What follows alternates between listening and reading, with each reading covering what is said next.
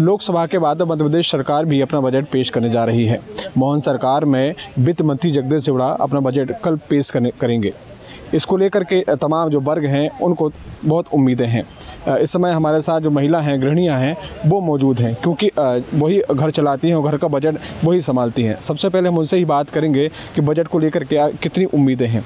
हम सबसे पहले आपसे जानेंगे कि मध्य प्रदेश सरकार है अपना बजट पेश करने जा रही है, तो कितनी उम्मीदें हैं आपको? हम लोगों को मध्य प्रदेश सरकार से बहुत उम्मीद है कि बहुत अच्छे मुख्यमंत्री हम लोग को इस बार मिले हैं।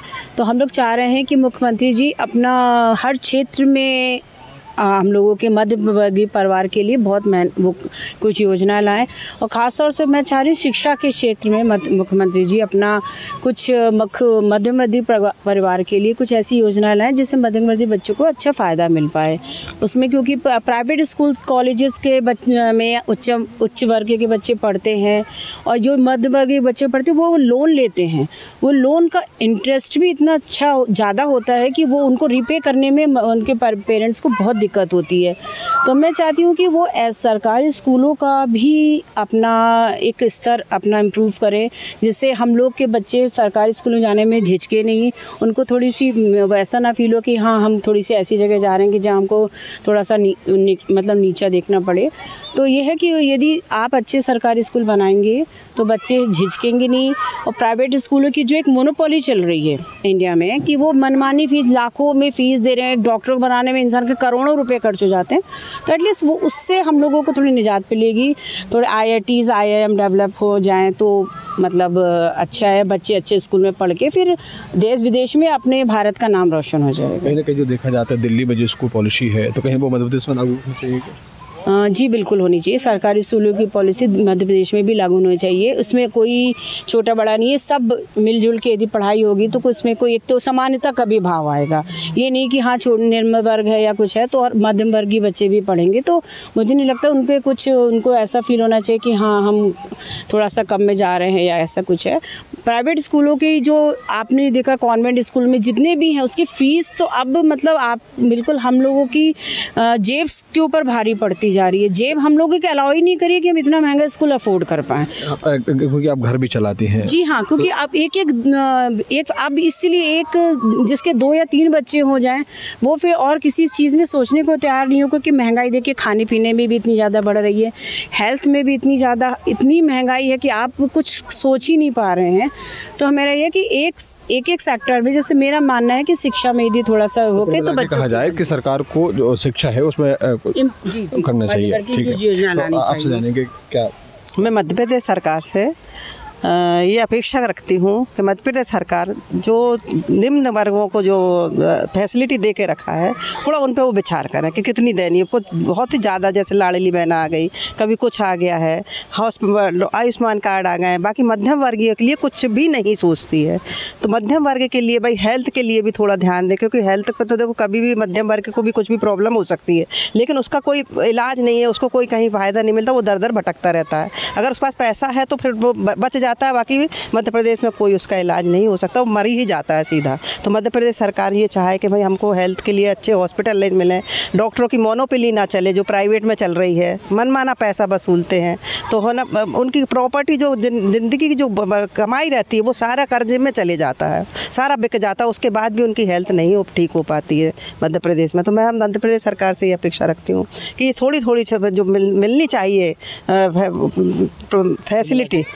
कहा जाए कि मध्यम वर्ग परिवार है उसको भी तो तमाम फैसिलिटी है वो मिलनी चाहिए। तो आपसे भी जानेंगे कि जी बिल्कुल। मैं माननीय मोहन यादव जी से जो हमारे नए मुख्यमंत्री हैं तो उनसे अब ज़रूर अपेक्षा रखूँगी, क्योंकि अभी तक निम्न वर्ग के लिए ही बहुत योजनाएं बनी है, मध्यम वर्ग की महिलाओं को उसका कोई फ़ायदा नहीं मिला है। तो मैं चाहती हूँ चूँकि घर से ही शुरुआत होती है समाज की, महिलाएँ ही बनाएंगी, अगर घर परिवार अच्छा चलेगा तभी समाज भी अच्छा चलेगा।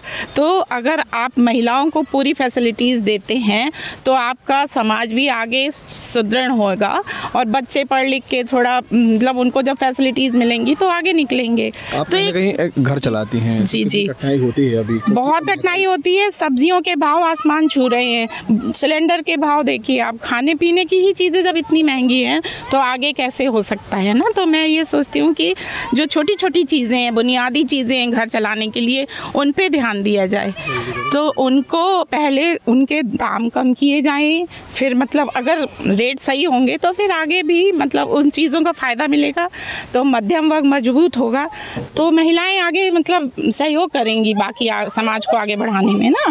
तो उनमें उलझी रहती हैं महिलाएं। निम्न वर्ग को तो पूरी फैसिलिटीज़ मिल जाती हैं, मध्यम वर्ग की लेडीज़ों को कुछ भी फ़ायदा नहीं मिलता है।